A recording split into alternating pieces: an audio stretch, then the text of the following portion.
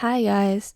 I know this is technically a gaming channel, but apparently you guys like it when I talk while I build things, so here we are. Today I'm building an ice rink in creative mode. It's inspired by the one in New York, but instead of having the Christmas tree in the back, I'm going to build a little Christmas tree in the middle, so it'll kind of look more like a skate park than an ice skating rink. I decided to build it in the center of this little village because that's the most wintry Christmas vibey area to build an ice skating rink in. While I build, I thought I'd use this time to count down a few things from this year since it's basically the end of 2025. Let's start with 5 things I'm grateful for. First would probably have to be the community that I've built in real life. I've had the most wonderful and supportive people around me all of this year, and I could not be more grateful for them. 2024 me was crying about not having true friends that I could spill my heart to, and I've spilled my heart to so many people this year. It's actually kind of embarrassing. Second, I'm grateful for the opportunities that have come my way this year. With creating a new channel out of the blue, actually, I did not plan on doing this, and getting the help that I need academically all year, and all of the summer programs that I was blessed to be a part of. I'm so grateful for all of these opportunities coming my way. I'm also grateful for all of my teachers, not just this year, but these past 5 years. I may complain every day about how my teachers' classes are so difficult, but at the end of the day, I learn the most from them. And I think basically every single English class I've been a part of has been a year-long life-changing experience. I'm grateful for my friends who listen to me rant and cry about school basically every day. Without their patience and kindness, I would have crashed out a whole lot more. I'm grateful for my family who also endured all of the ranting and crying about school. No, seriously, I cry about schoolwork. They're always so grounding, and when I'm slippery sloping my way down hypotheticals, they're always there to be like, "Oh my god, Misty, you can't be stressing about the outcomes of things that you haven't even started putting work into." It hurts sometimes, but I'm super grateful for them. Next, we'll go into 4 accomplishments I'm proud of. These would have to be finishing most of my college application, getting my Eagle Scout rank. I never thought I would actually complete that, even though I was in scouting for so many years. I just didn't have that faith, but this year, through a lot of pushing from family and also friends, I finally got it. And then I got a 5 on the AP Physics 1 exam, which I am super proud of myself for. And I also won the gold medal in a piano competition for the first time in 2 years. So I'm pretty stoked about that too. 2024 me genuinely would not have thought these things were possible, like I already mentioned, and I'm so proud of myself for accomplishing these things. Along with the successes, this year also came with 3 challenges that taught me more than I expected.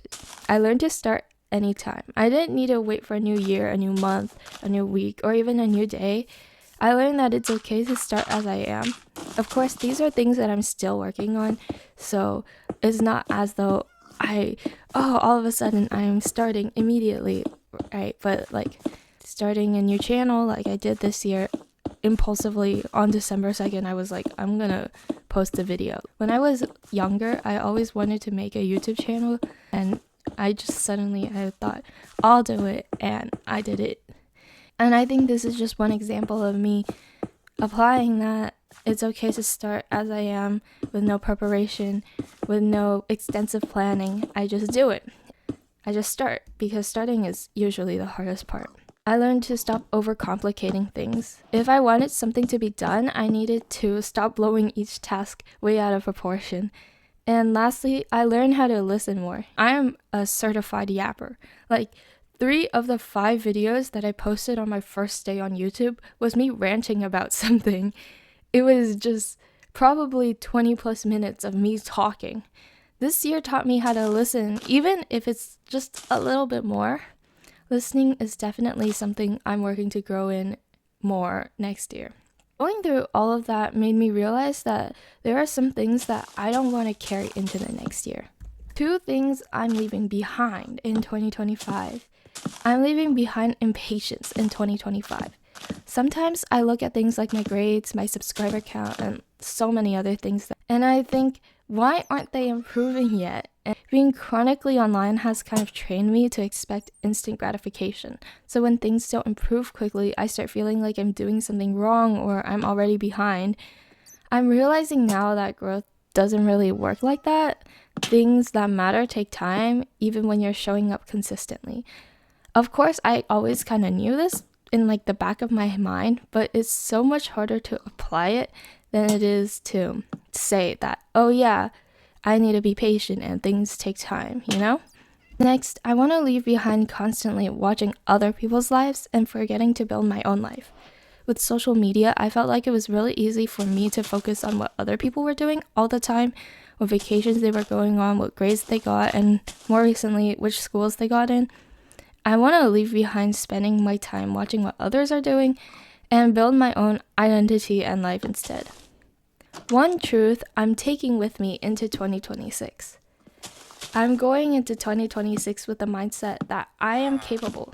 No matter what challenges and circumstances I was thrown into this year, everything had always worked out. Even if worked out means the situation is over, you know? But it's over, so it worked out. Maybe not everything turned out exactly as I planned or as I imagined. Actually, barely anything worked out exactly as I had planned, but it worked. Whether it was with support or with pure supernatural intervention. No matter what challenges I face and how it works out, I am capable of overcoming it, and that's one truth I'm taking into 2026. After I built the ice skating rink, I also built some of these wonky trees. You know, I think the wonkiness represents the path of success in my life this year and how it kind of bent and twisted in ways that I didn't expect, but it all turned out and it's a tree, you know? Actually, it didn't mean all of that. I just wanted to build some trees because the skyline looked sad and empty. But you know what? Like I read somewhere on Tumblr, what's the point of having a diary if you're not lying a little bit in it? It can represent whatever the heck I want. And I know all of the building YouTubers that I watch would be really sad if I just bone mealed a tree. So, wonky trees it is. Thanks again for listening to me talk. Wishing everybody a very happy holiday. Bye bye.